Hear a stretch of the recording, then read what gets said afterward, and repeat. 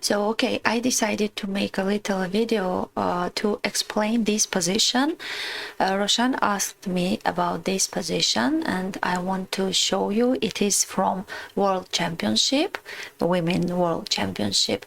And one streamer explained this position. I can say that he explained very well.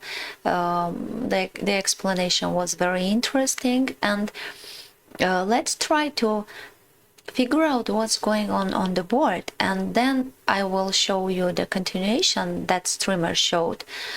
So how can we analyze, how we need to analyze the position? At first we must compare the pieces, compare the figures. For example, white's king and black's king. We need to compare and understand which one is active. So we see that white's king is much more active than black's king, and we know that in the end games we have to activate our pieces. We need to come closer to the center with all our pieces.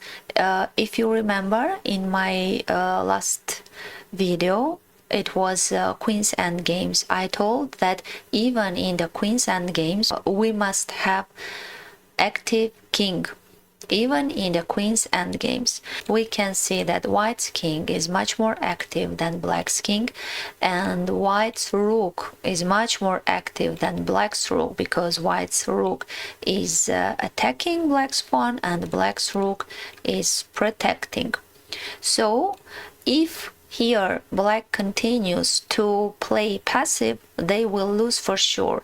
For example, white can continue king e4, they need to protect their rook, for example g6, and after d5 white will win this pawn for sure. After one move or in few moves, there is no difference. They will win this pawn, and with active pieces and with active and strong passing pawn, white will win for sure. That's why in every endgame I say it is million times, we must have active pieces, at least one active piece. So black needs to activate their rook. That's why that streamer told about this move, about b4. Sorry, I need to change here. I put white's turn, but here is black's turn, and continue from here. Okay, so they have to activate their rook. That's why to play b4, to sacrifice this pawn, and then to play rook a5. And after that, that streamer told about this variation f5, and here even h4 to sacrifice one more pawn to crush white's pawn chain. So after g takes h4, to check from here, and to come here to take this pawn, to take this one, and it will be a draw position. So I want to read one more time your message.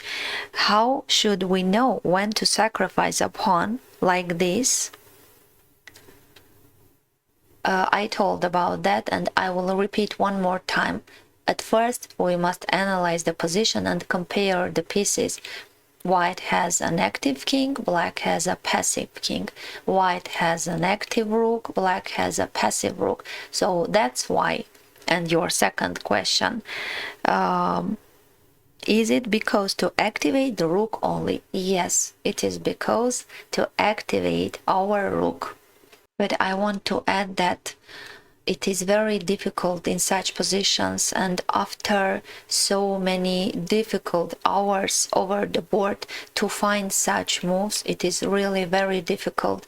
They are so strong, these two girls, chess players. They are so strong chess players, and it's normal that they are tired. Of course they can miss this move. So of course we know all the rules, but very often over the board it is very difficult to use all our knowledges. So I don't know. That's why I think that it is normal to miss such move, and at least we can learn from this position, from this mistake, black's mistake.